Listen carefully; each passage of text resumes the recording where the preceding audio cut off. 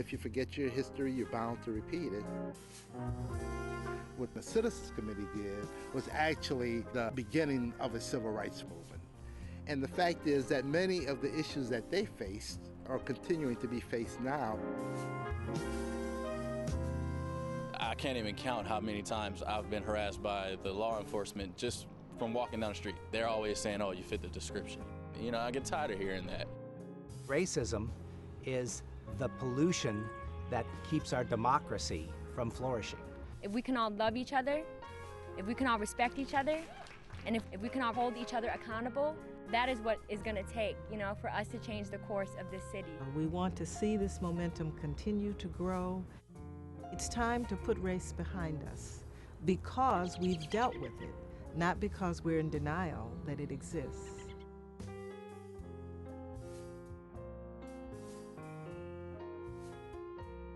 This is the site of the East Louisiana Depot. In 1892, Homer Adolph Plessy purchased a first-class ticket to ride to Covington, Louisiana. He was arrested for riding in a whites-only car.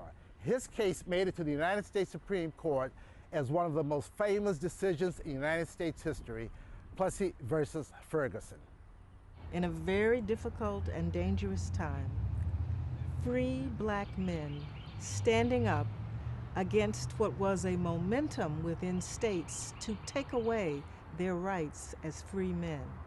And they believed in the promise of democracy, and they believed that if they took their case to the Supreme Court, that the court would recognize their human rights, their rights to be affirmed as free human beings. Win or lose the case, they wanted to make sure that the public record of the United States showed that people fought this from the very beginning and that people of color were never in favor of self-segregation.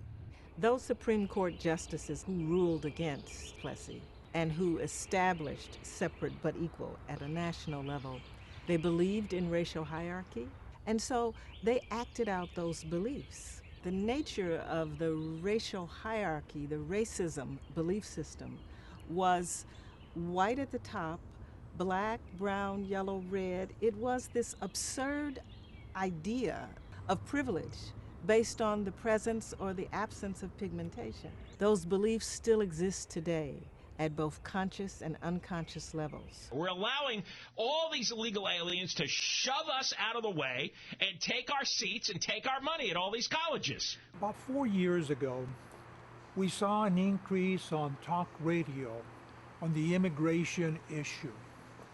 It very quickly deteriorated to those Latinos are doing this, those Latinos are doing that. All of a sudden, we were to blame for everything wrong with America, to include the economy. You illegal immigrant piece of mother.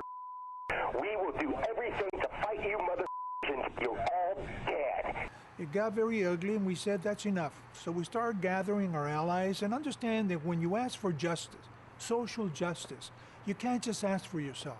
You have to ask for everyone.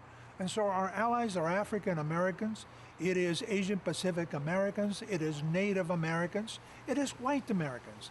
This type of rhetoric we're not going to stop by ourselves.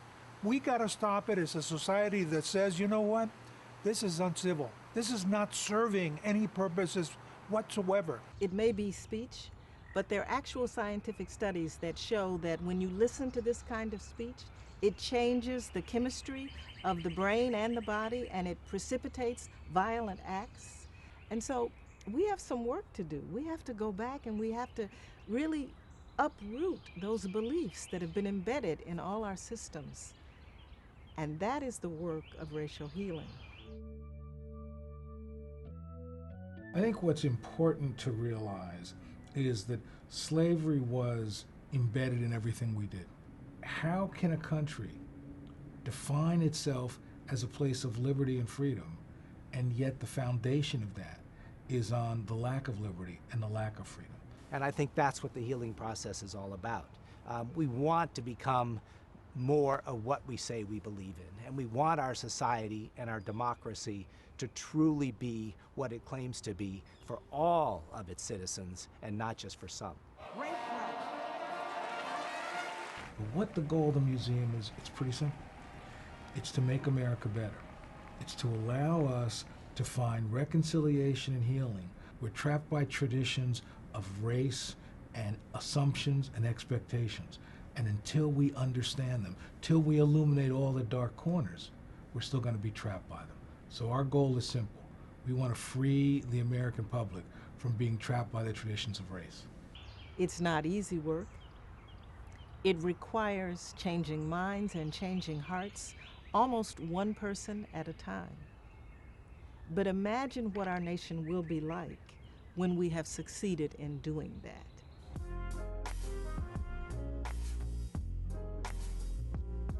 We're really looking for ways to engage with our allies in the neighborhoods in Los Angeles that have really been not just hard hit by this recession, but have been struggling with issues of poverty, issues of racial inequality, issues of disinvestment for decades and decades. My name is Alton Wilkerson.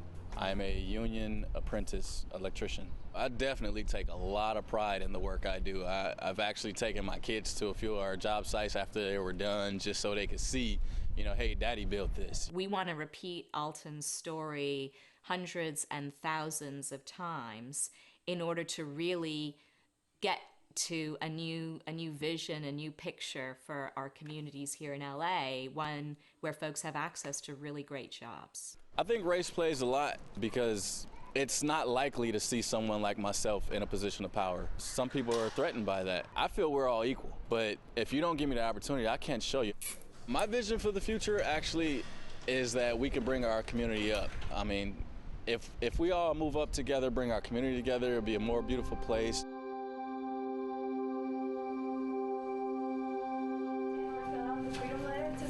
Students and teachers in Tucson, Arizona.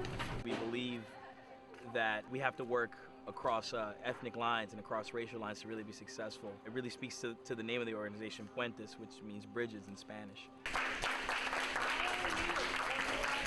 I see history as a tool for conscious action, and that's what we're developing with these young people today, is that they see their history as a tool for how they can reshape their present and how to envision a new future, in a more progressive and peaceful future at that. It's very important that young people become engaged, that they also feel a connection to the history. They can build on our strengths, not make our same mistakes, and create a future that truly does embrace all humanity.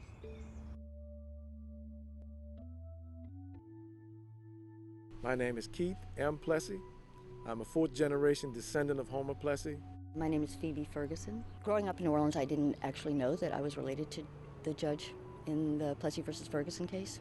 For the last 100 or so years, the names Plessy and Ferguson stood for racial hatred and racial division. But then just through the fact that Keith and Phoebe decided to come together, they have completely flipped the script for that. And now it stands for racial healing and racial understanding. The mission is to bring the history of Plessy versus Ferguson into a public forum and talk about how the case is relevant today, how we can improve on working together and healing. Hatred spoils your heart.